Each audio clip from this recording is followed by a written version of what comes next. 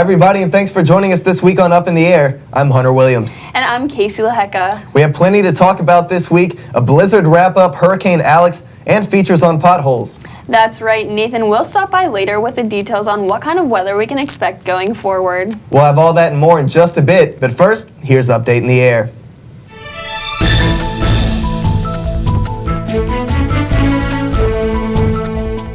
Clouds play an important role in the melting of Greenland's ice sheet, say scientists.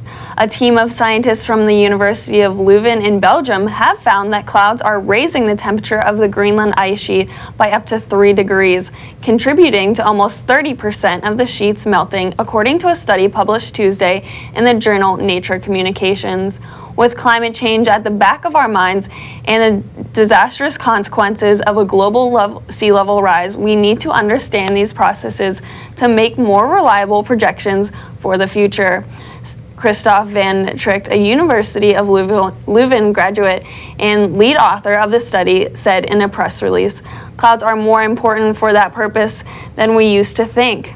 The authors say clouds can act in 2 distinct ways when it comes to heat. Either they can help alleviate warming by reflecting sunlight back into space, or they can intensify warming on the Earth's surface by trapping sunlight like a blanket. And when it comes to Greenland, scientists say clouds fall into the latter category, initiating a cloud greenhouse effect.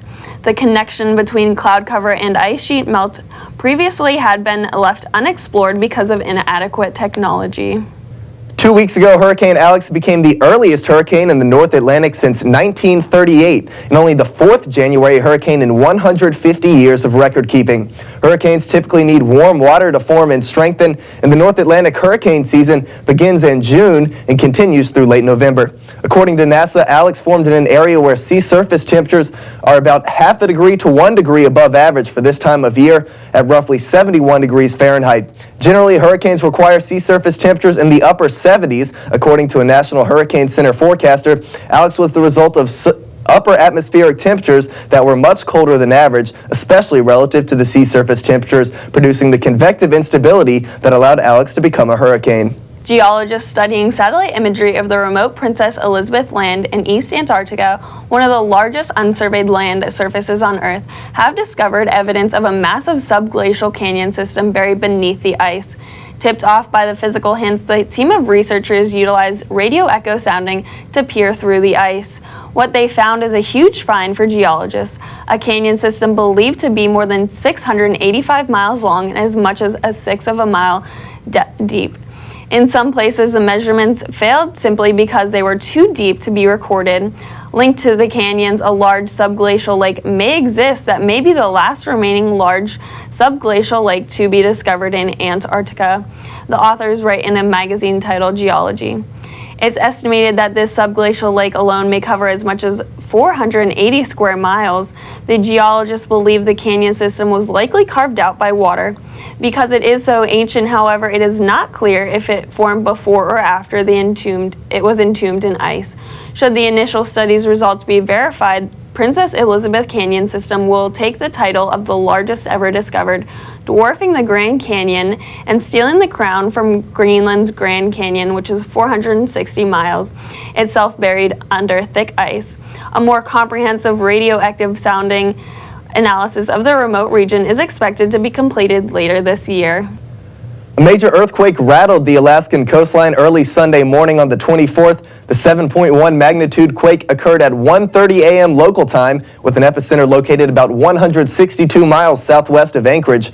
Over 10,000 customers were without power early Sunday morning across the Anchorage area as a result of the earthquake. According to a tweet by the Anchorage Police Department, no major damage was reported due to the depth of the quake. There was also no tsunami threat. Within 30 minutes, the earthquake, 2 smaller aftershocks shook the area, registering a magnitude 4.0 and a 3.0. Some storms transport ozone molecules to the canopy of the rainforest, influencing chemical processes that ultimately affect cloud formation, according to an international research team led by Penn State. The team conducted a 9-month study in the central Amazon rainforest of Brazil, and their findings could be used to improve climate prediction models to more accurately gauge the Amazon's impact on future global weather patterns. The Amazon rainforest plays an important role in the southern hemisphere by transpiring moisture that is transported by clouds to many places that need precipitation, said Jose Fuentes. However, there's a big gap in our knowledge of the underlying processes that influence the formation of clouds. The team monitored levels of various trace gases such as ozone and meteorological variables such as precipitation, wind speed, under the canopy of the rainforest. They found that deep convective storms transported ozone-rich air parcels from the Earth's atmosphere to the surface, rapidly increasing surface ozone levels from 5 parts per billion by volume to nearly 40 parts per billion volume. The more we know about the rainforest atmospheric chemistry and how that can influence cloud formation, the more we'll understand the Amazon's role in global weather patterns and how changes in the rainforest could affect those patterns, said Fuente. Recent cold weather in East Asia has killed at least 85 people in Taiwan and has left approximately 60,000 tourists stranded in South Korea. As well as substantially colder than average temperatures, heavy snow has fallen on the Korean island of Jeju, resulting in many canceled flights.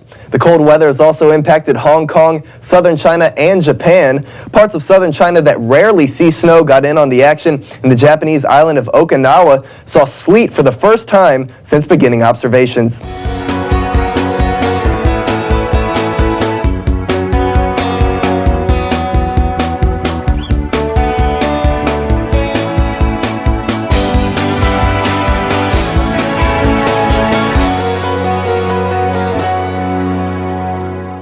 Thanks so much for tuning back in. We now have a special feature on potholes. You know what, Casey? I was driving around the other day, ran into a few of these myself. Yeah, they definitely are everywhere here in State College and likely to get worse with the increased snowfall on the ground. That's right, Amanda Reynolds now has a feature on these potholes and how they form. While potholes may just seem like a pain in the butt for drivers, they are actually a multi-billion-dollar problem in the United States. Research done by the American Automobile Association shows that potholes cost Americans nearly $6.4 billion in 2014. According to some insurance agents, over the life of a car, an individual can pay up to $2,000 in repairs because of poor road conditions. With all of these costs, drivers are wondering, why do potholes exist and how do we prevent them? Potholes are formed when moisture from melting snow and ice passes through the minute cracks in the pavement and is absorbed by the soil below. When temperatures drop below freezing, the water expands, making the sublayers of pavement bulge up into the upper layers. Then the pavement begins to crack even more, making it more susceptible to wear and tear. As cars drive over these damaged areas, the roads crumble under the pressure and create these potholes. They continue to grow as cars continue to drive over them, kicking out pieces of the roadway. Unfortunately, there is no fix-all solution to preventing potholes. The best solution right now is to make sure that susceptible roadways are properly sealed. While the sealing does not provide any structural integrity, it does prevent moisture from getting underneath the pavement, which prevents the freezing and expanding process that makes these potholes happen. The American Automobile Association wanted drivers to be aware that you can in fact file a claim with the state or local government and get reimbursed for the damages to your car. All you have to do is provide the repair receipt and pictures of the pothole and the damages to your car. For Up in the Air, I'm Amanda Reynolds.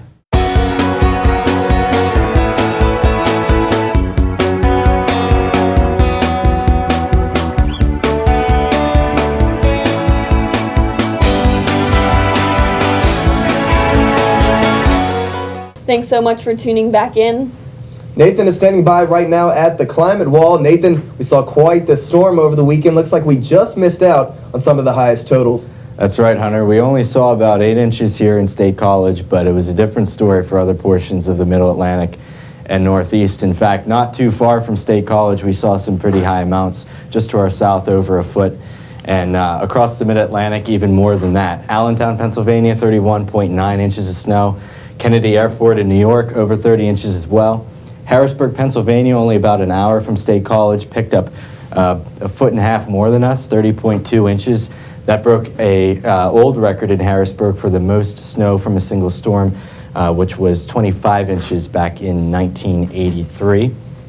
Dulles Airport west of D.C., close to 30 inches, as well as Baltimore, and almost 2 feet in Philadelphia over the weekend. So quite the impressive storm. And to visualize this better, you should take a look at this map, because you can really see how tight the gradient was and how it's set up just over central Pennsylvania. The highest amounts across the lower Susquehanna Valley down through the central portion of Maryland and into the Blue Ridge Mountains. But again, the gradient really tight across central Pennsylvania. You go north of State College, they didn't really get much of anything from this. In fact, the snow depth up here was already there. That's not from the winter storm over the weekend. But to our south, a totally different story. Washington got hit, Baltimore, Philadelphia, New York as well. In fact, this is a picture from Manhattan. Broadway performances canceled due to the New York blizzard. It's not too often that things in New York get canceled, but they were over the weekend due to this storm. Really just a crazy, crazy weekend for the folks in the Northeast. Turning to now, though, January 28th here in State College. This is, meteorologically speaking, the coldest part of the year. And our normal high is about 34. Our normal low is 18. Our mean coming in at 26. For the month of January, we usually pick up about 2.74 inches of precipitation and usually about a foot of snow. We've already picked up 8 inches over the weekend, so we're already making progress on that number so far. Taking a look at the drought monitor across the country, this has improved a lot since the last time we spoke. The middle of the country is doing a lot better now. The Rockies were dry. They're not so dry anymore. Still a really bad drought going on in California, western Nevada, the desert areas. Washington has improved, though. They've gotten some rain recently, and hopefully we can continue that trend in those areas in the 8 to 14 day outlook, which I'll show you in just a moment. As far as the pattern over the next week or so, heading into early February, there's going to be a ridge building offshore that's going to usher in some southwesterly flow aloft, which is going to keep our temperatures above normal for at least the first week of February. But you'll notice that the real cold air is not too far away, just over the Canadian border in Quebec. So although it looks like it's going to be warm to start out February, by no means is that a pattern that we see as sticking around. It looks like it will probably be pretty changeable as we head into February. But it will start out warm as the 8 to 14 day outlook shows us from February 2nd to February 9th, well above normal temperatures across the mid-Atlantic, southern New England, above normal through the Ohio Valley and southeast states as well, extending west into the Mississippi River Valley. Good news for snow lovers out west. The below normal temperature trend continues in the Rocky Mountains and the Four Corner States region, extending northward into the northern plains, where this time of year below normal temperatures really don't feel all that good. As we head to the precipitation outlook, February 2nd to February 9th, above normal precipitation expected across the mid-Atlantic, much of the eastern United States, well above normal in the northern plains and western Great Lakes. Texas is going to be dry. That's the only spot on the map that looks like it's going to be dry. Good news is that the above normal precipitation extends all the way west to the Pacific Ocean. So some of those areas that have been experiencing drought, such as California, Washington, Oregon, are going to continue to see some relief. That's all I have at the climate wall. Let's send it back to the desk to Casey and Hunter. Thank you for that, Nathan, and thanks to you for tuning in for our first episode of the semester. Of course, we'll be back next week with another episode. But for now, I'm Hunter Williams. And I'm Casey Lehecka. We'll see you next week up in the air.